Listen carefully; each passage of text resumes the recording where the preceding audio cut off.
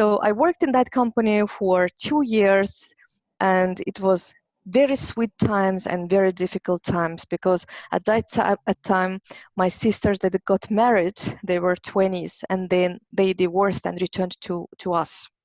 So instead of 2 people now, I was responsible to take care of 4 people. So it was also a challenging time. At that time, a young lady, I was at the age of 20.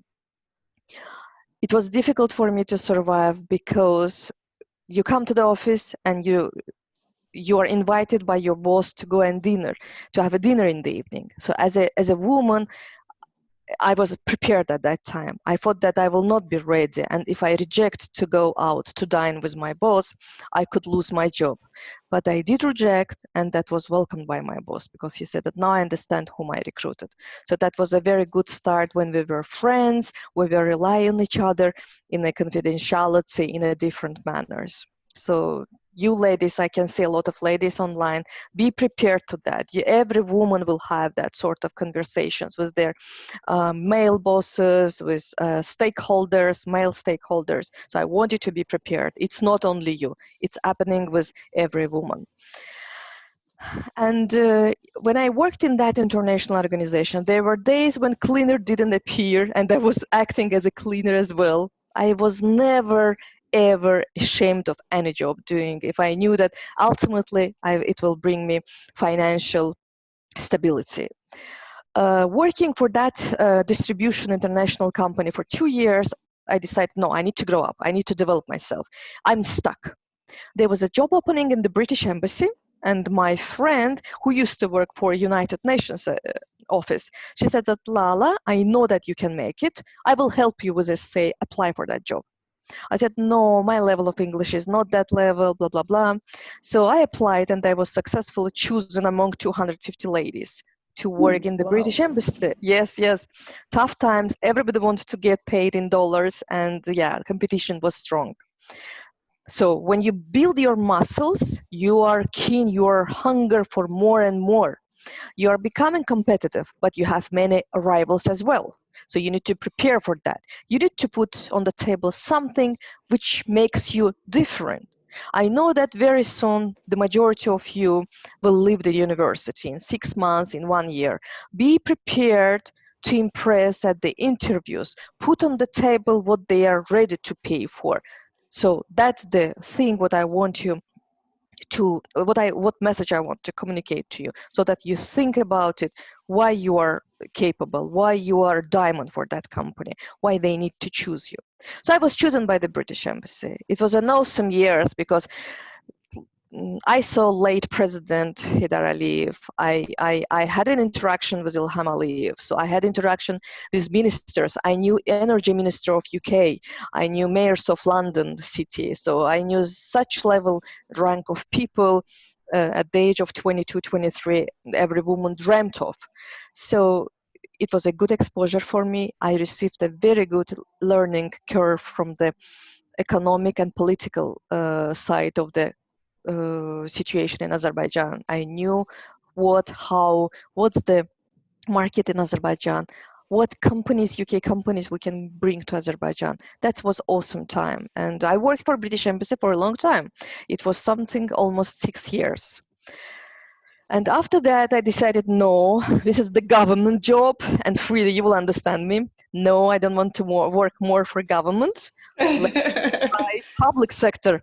Public sector pays more. The only thing that I feel really sorry about that, yeah, I always used to think about the quick development, career development, and about money, because the family situation was like that. And I gave up, I sacrificed my education, because I was nominated for Chevening. I was for Chevening scholarship in the UK. That's done by Prince Charles.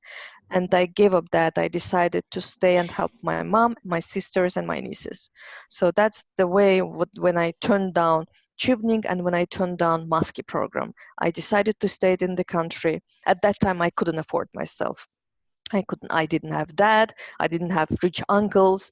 So yes, basically I can say that I was sleeping with my death book under my pillow. But I survived. So after working for 6 years in the British Embassy, I changed 2 ambassadors. I decided to do, no, let's do something in private sector. So I knew very well David Woodward, who was the president of British Petroleum in that time. It's a 2003. And when I saw him at the reception, oil and gas reception, I said that I want to change my job. How I can have an access to British Petroleum, how to make it. He said that we have our intranet, you can apply, you can compete, blah, blah, blah. So I went all this through those processes because I knew that there is upcoming um, Central Azeri, that the first oil 2005 plant. So I said that they will need me. This is a project, and project will need me as my type of people. So I applied for that job and I was successful. And then my journey started in the oil and gas industry. So I'm in the oil and gas industry for almost even more than 15 years, for almost 16 years. Changed 2 disciplines. So I started as an executive assistant to vice president. Then I joined accounts department. I worked in finance in different departments. And then I joined procurement, where I am right now. So, and through those times, through those years, I had challenges, because whenever you do your career, of course, you will be having your zigzag, your black and white, stripes. So 3 years ago, when I was newly recruited by the procurement, I lost my mom. I lost my dad when he was 49, and I lost my mom 3 years ago when she pushed 60. So despite that fact, again, I was moving forward. I had my sister who was diagnosed with cancer, breast cancer, 4 years ago. Again, I survived, and there was a family who helped me a lot. So whenever you have your strong family, your strong, I would say, pillar behind you, you will survive everything. But during this short introduction of myself, I would like just to deliver one message, that yes, success can be seen to you as an iceberg, but people often, they don't see failures, they don't see persistence. So persistence helped me a lot. When you want to move forward, and you will move forward. Hard working, if you work hard on something you want to achieve, when you fight for that, you will get it. And confidence, you will have some disappointment, which people usually do not see. Sacrifice, as I said, that I sacrificed my education for the sake of my family and career. So these elements people usually do not see, but this element is a sort of build-up of the success pillar in the career. So that's the sort of short introduction. I'm a mother of 2 boys, 2 banditos. I struggle every day because all men in my family, they try to prove who is the boss in the family.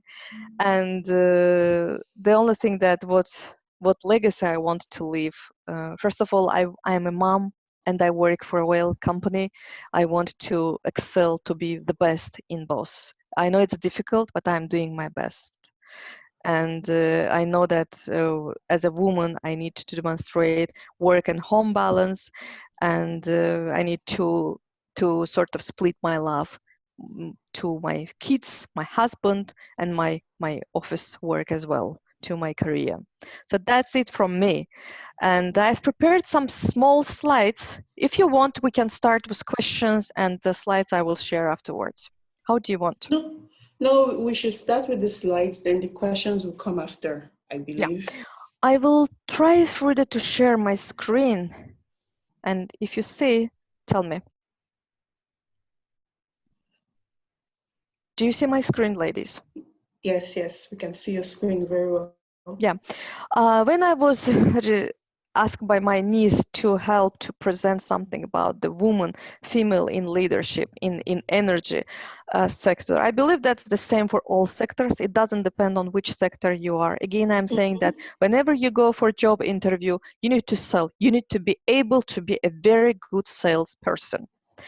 And nowadays, Frida, you can also help me support me in that. We have such a strong D&I strategy in all international companies, that I believe woman, female will be successful if she has the relevant capabilities, set of skills, blah, blah, blah. So those sort of things, if you possess those abilities, set of skills, then you will be successful. And I was thinking how to do very short presentation about women, why women in organization, and just some, I would call it cheat sheet. So why women? First of all, we are empathetic. So we are naturally value relationship. We understand the motivation. We know that people are different. There are strong and weak people, and we have sort of individual approach. I think that comes that because we are that mom's genes build up in us as in a woman. The second, if you Google, excuse me, you will see that 15, 17 reasons why woman. So the second one, they're nurturing. Again, as a mother, we love to coach. And actually, excuse me, as you know that, for example, Exxon and other some oil companies, they take professional.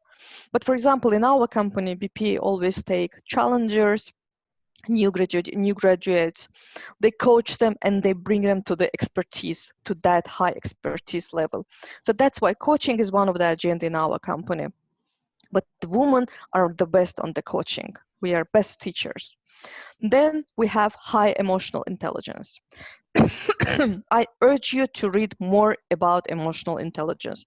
Now it's a trendy thing in the market. So if you work on your emotional intelligence, when you understand people, when you understand their morale, when you try to help them, when you hear them, when you are with them during your listening, that will help you a lot. That will make you a good woman leader.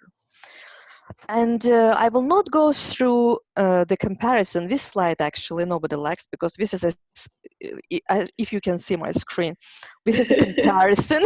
Yes, we had Men a would not leadership like this at all. at all. When I had At all. leadership training 2-3 months ago, and I shared those numbers with my peers, there was an emotion in the room, and especially Caucasian men from Azerbaijan, Georgia, they understand that women's place is over there, somewhere Oh my there. God. So that's why I will not go through. You will see that we are much stronger on takes initiative, resilience, drives for results, develop others. What I'm saying that, yeah, we are nurturing, we are like moms, we take care, we promote, we support. But this slide would be very good, and people who work in international organization, they can say, yes, there is a difference for the last 2 years, especially for the last 1 year. Every international company on a managerial level, they have certain percentage to be achieved women in the leadership roles. And as we say that to get more women in the leadership roles they deserve, companies should change the way they recruit, retain, and empower their best in their employees.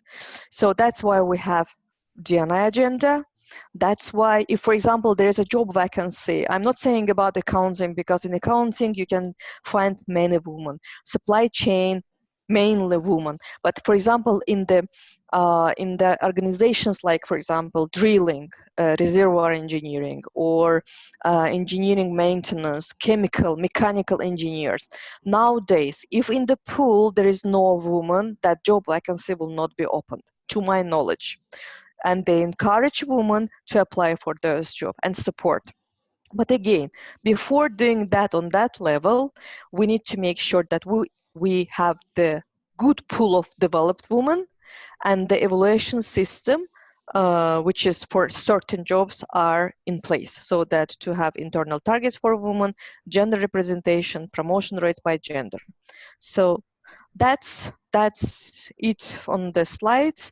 I put for you some of the models. What I think that for women, for not only women, for male as well, there are models which we need to work on. That's the good listening skills, as you can see, hear, speak. To think about beyond the box, out of the box, we say. Not to have directive style of the management, and to be unconscious bias. So true connection between people. Okay. And one slide, Freda and Aidan, I put from the development perspective. If you can talk to any HR vice president, there are three elements which is contributing to your development when you are in the role. The majority of that is your performance. I would say something around 70-80%. Then exposure, that's the project, what you do, not your day-to-day routine. Day-to-day, you will not sell yourself with your day-to-day routine. So something exposure to strategic, not to tactical projects. And the third one is a image. Image one we say, if for example, you have 20 seconds in elevator with the regional president of your company, what main things you will tell about yourself so that to sell yourself, so that you leave legacy, people remember you. So that things I put it in the slide. I will not go into details. You can read it yourself. I will distribute it to the audience who are in the call, okay?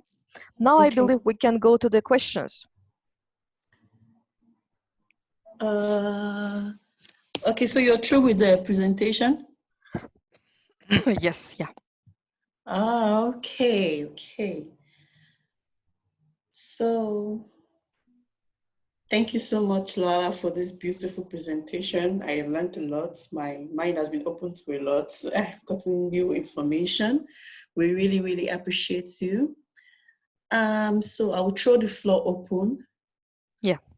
Yeah. Young generation question. Yes, young generation question. I know. Questions, yeah. Questions.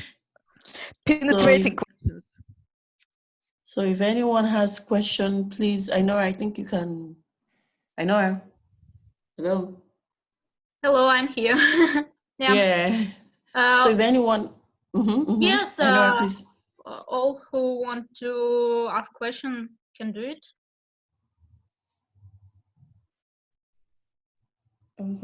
So the floor is open. Anyone who has a question? I have question, but I will allow other guys to ask first before I'll ask my question.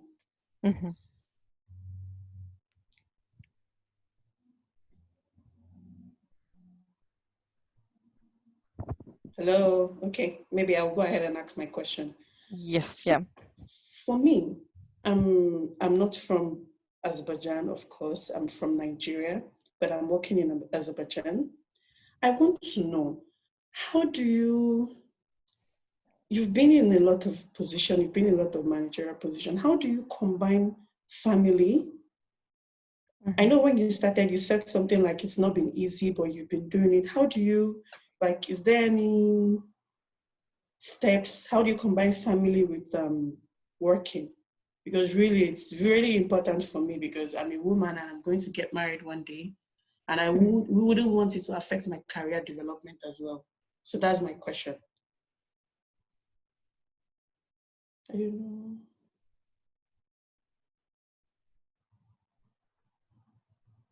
For when you have time. Hello, can you hear me? Okay, yeah, I can hear you now. Yeah. I'm saying that when you have time, I'm talking to young generation usually. I have stakeholders in the wealth organization in operations, and there are some young junior engineers. And whenever I meet them, I tell them that concentrate on your study, concentrate on your career while you are not married. As soon as you have a family, you will struggle. So that's the main, because these people are now students or at the early stage of their career. They need to be focused on study. They need to be focused on their career development at the initial stage. But as a woman, as I said earlier, right now I'm a mom of 2 kids. I'm a wife, and I work for an oil company, and I try to be the perfect in both streams. Time management helps me, Fred, a lot. So when I wake up at 6 o'clock, I feed my family, go to the school, then go to the office till 6 o'clock in the office, and then come back. I try not to open nowadays my computer. But of course not in time of COVID-19, because right now we work from home and our computers are open from 6 till 6 p.m. So that's why we try to I try to after 6 p.m. not to work. But frankly speaking, a year ago situation was not that good. A year ago, you can see me that I was I was working from home. For example, I come home, I feed them, I give them dinner, and then I open my computer, and I'm stuck again on the computer till 11. Depends. It peaks because in a procurement, as you know, bad times, you have too much work to do, negotiations, strategies. When there's a plateau, you are a little bit free.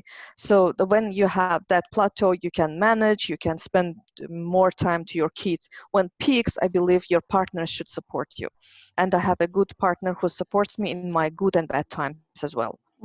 Okay. But yeah, when you have teenage kids, it's difficult, it's terrible because you need to split yourself, and it's not that easy.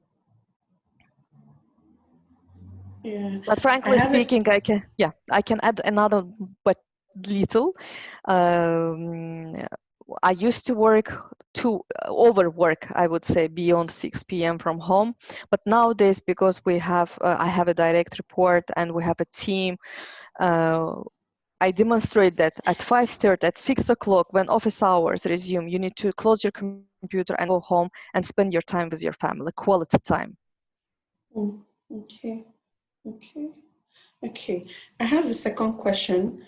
The oil and gas industry is changing, especially now with this COVID-19. Yeah. And people, for the guys who are about to graduate, their graduation is going to be delayed. Basically, so many things are changing. How do you think the guys, how can they position themselves like, not to look like they wasted time?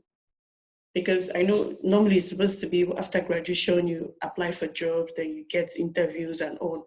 But now, even if they graduate, because of the COVID-19 situation, there might not be interviews. I really don't know. So my question is, how do you think they can like occupy their time? What do you think, what skills do you think they should develop? What do you think they should do right now, considering this COVID-19 situation? Mhm. Actually, Frida, this is very strategic questions. This is very tough question. If you ask that question to the president of the country, I barely believe that he can respond to that question. So yes, you know, you work for Schlumberger. You know the situation with international oil companies. The price of the oil collapsed. It's today, I think it was 20 or below 21. Below A 21. year, yes, yeah, a year ago it was much higher. It was 80 something. Yes, this spike happens in the oil industry. That's why I feel a little bit of sorrow when I advised my nieces to apply for reservoir petroleum engineers. They graduated from Hazar University and they are members of the Society of Petroleum Engineers. It's a tough times. If I knew that it will have happened so early, probably I would advise them to go for mechanical engineer or something. But I truly believe that if you have engineering background, for you to switch to any other, for example, renewable energy or something, it will be not that challenging. Taking into account that COVID made everything worse in the world. We have so many companies, they reduced their headcount by 25% as minimum. I know that there are plans to cut off by 40%. Some of the hotels, they release their people and not paying salaries. Some of them do pay, some of them no. There are governments when they are giving some donations to jobless people, governments who do not provide those, and it's very difficult to get those donations. In the oil companies, as I can see, probably there is a job freeze, as you mentioned, so they will not be able to apply for that job freeze. And how they can benefit, what I advise to my young ladies around me, work on your development so that you stay competitive. That's the main message to you. You know that now it's digitalization, data analysis. Try to get some trainings to, and you know, extra 2-3 trainings will never harm on your CV. So that's why, if I were them, I would utilize this time more, beneficially to build myself with a muscle, so that tomorrow when that freeze opens, you are competitive enough to participate at the interviews. Okay. And there is so much further to learn. If, for example, a year, 5 years ago, we didn't have that opportunity. So many free trainings, so many, trainings which are reputable and you can pay for that. So awesome number. On our intranet in the company, we have that much volume of the trainings. Probably I need to spend 20 years to learn and to study. But I will tell you one thing. Recently, one of our vice presidents said that actually, for the last 3 years, I learned so much. I wouldn't say that I learned that much 3 years ago. Okay, okay. Ismail has a question. I can see his hand. Ismail, you can ask your question, please. All right. Can you hear my voice well? Yes, we can hear you very well. Okay. Well, first of all, thank you so much for a great presentation. And I don't know if the session was for only women, but I joined anyway. You did well. You did great. We love you all. Thank you all very much. Let me introduce myself real quick. And I have just graduated from University of Baku State, and I have started for international relations, and I'm just doing my master now. And I don't know, well, whether my qualification is closely connected to oil and gas engineering, but I'm very much passionate about working in BP company. And I got some friends around me who are working now for a BP company. I'm just asking them, how to apply for working in BP company. They just totally say the same thing, applying online or something like that. But as a person who is now working in BP, I would like to ask you that, is there any real possibility of being accepted in case that I apply online or something like that? And my second question is, should I have any engineering background before applying for any kind of position? I don't really have an idea about this because I've never worked in that field, and I just want to ask you that how things gonna work. I will tell you one thing. Mm-hmm. So there are core staff of BP who are drillers, operations, engineers, as you noted. So if you don't have, of course, that background, it will be not that easy to get into BP, because even in bad times, BP probably will never stop to recruit strong reservoir engineer or strong drilling engineer, completion engineer, because that's the core. That's people whom we need, who produce that oil. I work as a support function. Support is a supply chain, support is accounting, communication and external affairs. For your background, I believe communication and external affairs discipline, department of oil, of any oil company would be good for you. But Ismail, I have similar background as yours. I graduated from the President's University, President's Academy, and I had international relationship. It's a very good degree. And I was working for British Embassy for 6 years. We were supporting political secretaries. And once she said that, Lala, you will make a good political secretary in any Azerbaijan embassy. So Ismail, you have such nice degree. And can you hear me? Yes, we can hear you. Yes, yeah. So my advice, if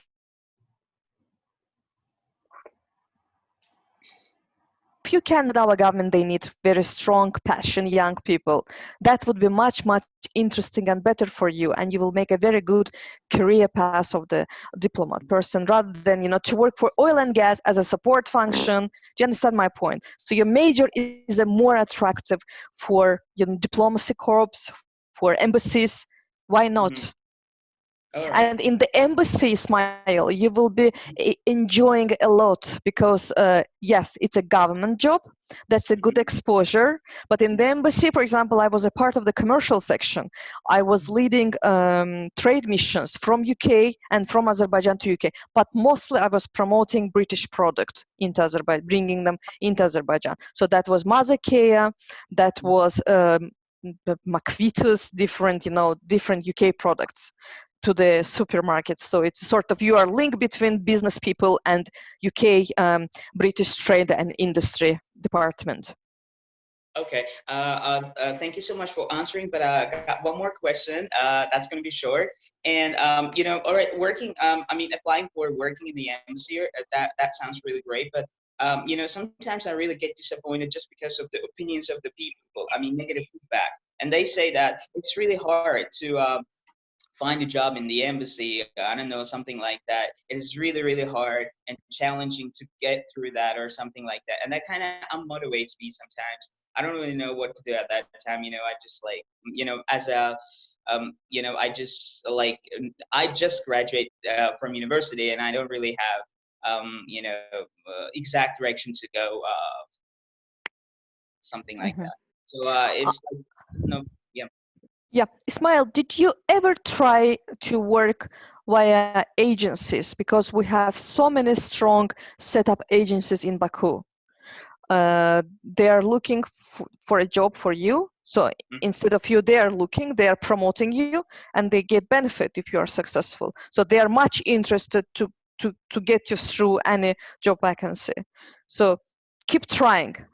As I said, be persistent, be confident in your knowledge, and be a salesperson of you. Okay. Thank you so Okay, much. thank you so much, Ismail. We need to move on to other people.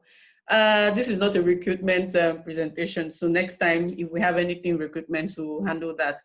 Lala, Khadija Gazade has a question. Please let her ask a question. Khadija, please, on to you. Hello, Lala. Thank you for presentation. You mentioned about empathy in your presentation, and I totally agree with that opinion that we are very empathic creatures, humans. And I'm a student, and I have no any professional background. And as a experienced people, I ask you, to what extent professionals should be sincere in professional life, and which categories of people, from your point of view, cannot be trusted? That's all. Yeah, it's a very tough question. Thank you Very for tough. questions. Thank you for tough questions. So about empathy, again, empathy, it became trendy also. I hear about it for the last 3 or 4 years, because before we always used to say that we, but here now we are saying that, yeah, we need to say I delivered my piece of the project, is that was blah blah blah. About empathy, it's also relevant to that. Here what we are saying, that you need to understand the morale of other people. It doesn't mean that you need to agree what other people say.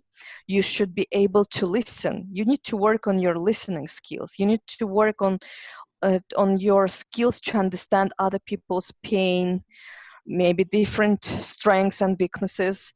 And from that perspective, you need to find the sort of individual way how to work with that person.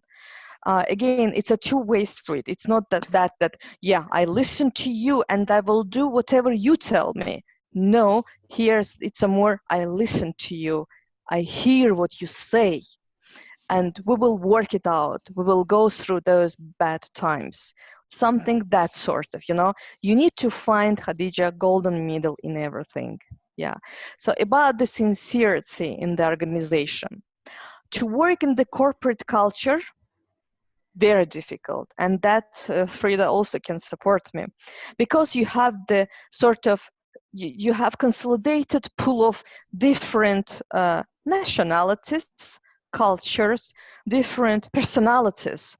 This is why, for example, I had for 4 years I had a stakeholder, a German stakeholder. It was very difficult for me to work with him, and at the initial stage I was kind of shocked. But the only thing that afterwards, when we went with him through bad times and good times, I understood that my first perception was wrong. Just the only thing that people from Germany, they have a different personality.